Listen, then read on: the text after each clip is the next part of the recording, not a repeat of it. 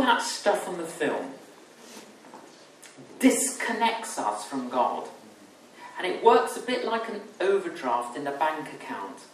If you've got an overdraft, I've got an overdraft, you can't help me, I can't help you. The only one who can help us is someone in credit.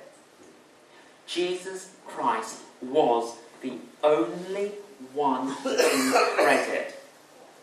Jesus came into this world not to rub it in, but to rub it out.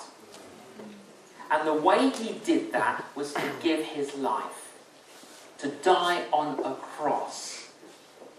Because by dying on a cross, it was as if he was cashing a cheque, signed with his own blood, to say, here's the cheque to clear your overdraft. Forgiveness from the past.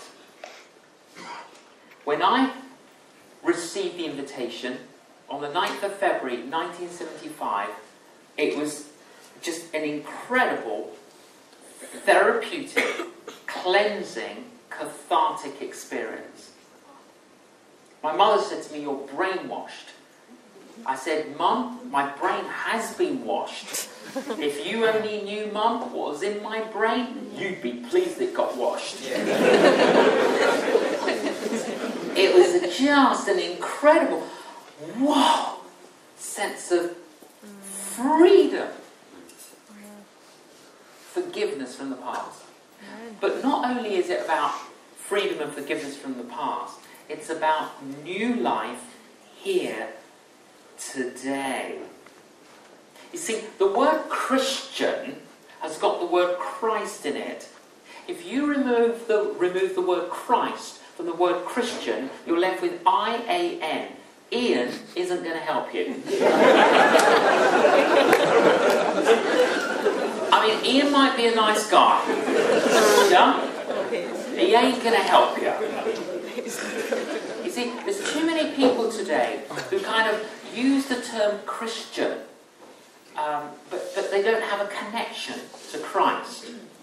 You see, I'm not saying you can't be Christian in attitude, but if you're going to be a real Christian, you've got to have a connection to Christ. Think of your life for a moment like a car. Okay? To be a Christian would mean, using that symbol, that analogy, is that Jesus Christ is in the car of your life. He's in the car of your life. And if you've not invited Jesus into the car of your life yet, I would encourage you to do so. Now, I would imagine, though, for the majority of us, he's in the car. He's in the car. Okay, he's in the car. Where is he? You see, some people drive their cars to church, unlock the boot, get Jesus out for a religious happy hour. At the end of the service, get back in there. You know, it's like he only comes out once a week. You know, the rest of the week completely hidden. No, none of the neighbours would know. None of the family would know. None of your colleagues would know. And some of you are going, no, he's not in the boot, J. John. He's in the car. Where? On the back seat? A bit of a passenger? No, he's in the front. What? Front passenger seat? A little bit of a companion? Still a passenger? And you're thinking, we know where you're going with this illustration, J. John. You don't actually. Got your surprise coming. But you're now thinking, he's going to say, is he in the driving seat of the car of your life? I am. So, is he in the driving seat of the car of your life? And all of those of you that thought this morning, yes, he is. I've got one more question for you. Are you a backseat driver? It's so easy, isn't it? Get to a roundabout. Jesus turns left. Where are you going? I'm going down the road of forgiveness. Oh, I don't want to forgive. I'm Greek.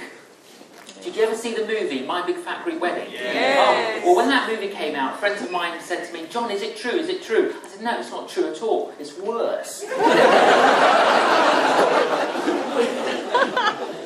My mother is a travel agent for guilt trips. I'm 53 years of age. She still nags me. It's like, oh, you know, but Jesus tells me to forgive her. And I have to keep forgiving and keep forgiving and keep forgiving. You get to a crossroads. Jesus turns right. Where are you going? I'm going down the road of generosity. Oh, I don't want to be generous. You know, people in Britain think they're generous. They squeeze the pound so tightly they make the Queen cry. They haven't heard the Sermon on the Amount.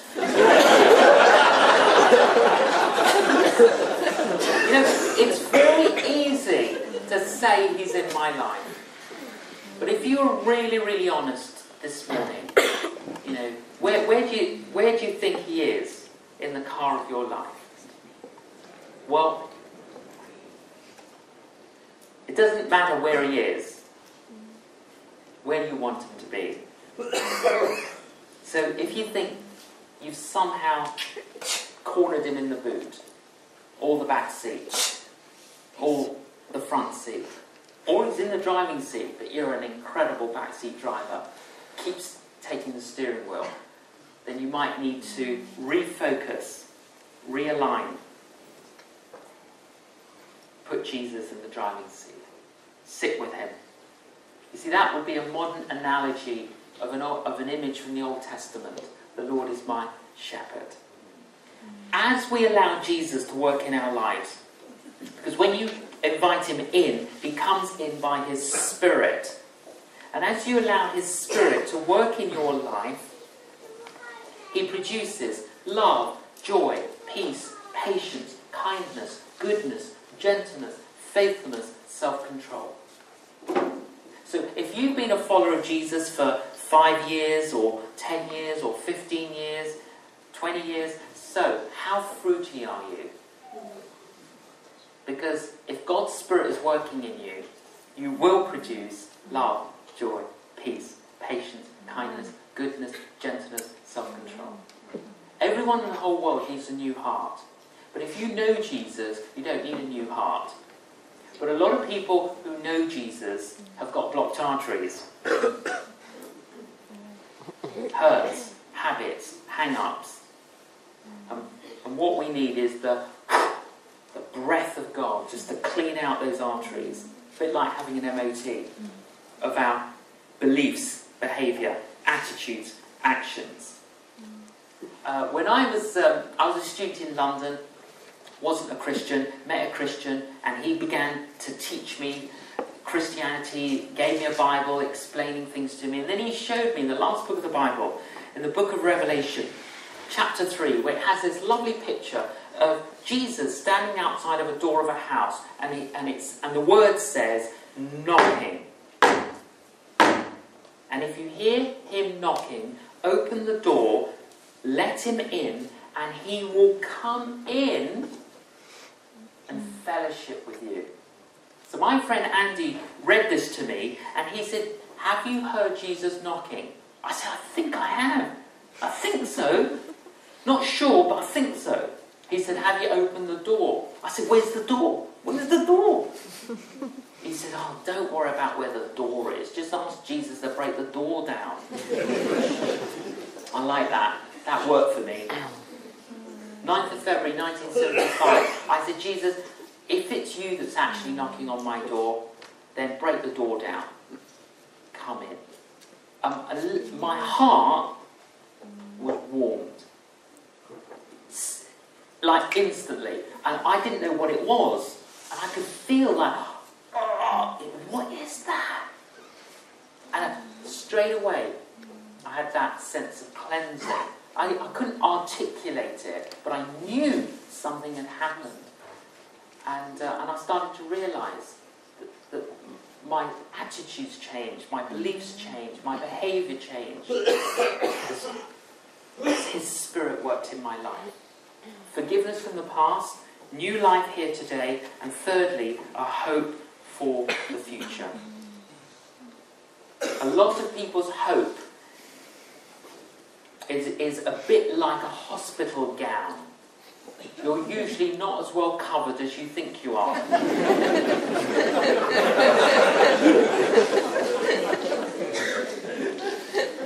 Listen to what Jesus said.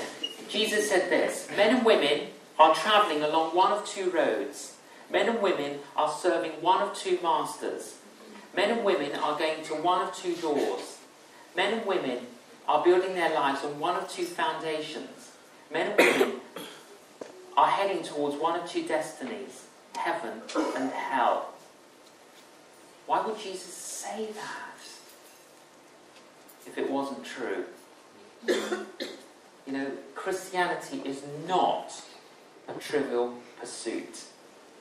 It's about our life, and it's about our destiny. There's a graveyard in York, and in this graveyard is a tombstone, and on the tombstone are written these words: "Remember, friend, when passing by, as you are now, so once was I. As I am now, soon you will be. Prepare for death and follow me." Interesting words. Somebody read those words and they disagreed with them. So they scratched an addition into the stone, and it's still there today. And they wrote, "To follow you, I'm not content until I know which way you went."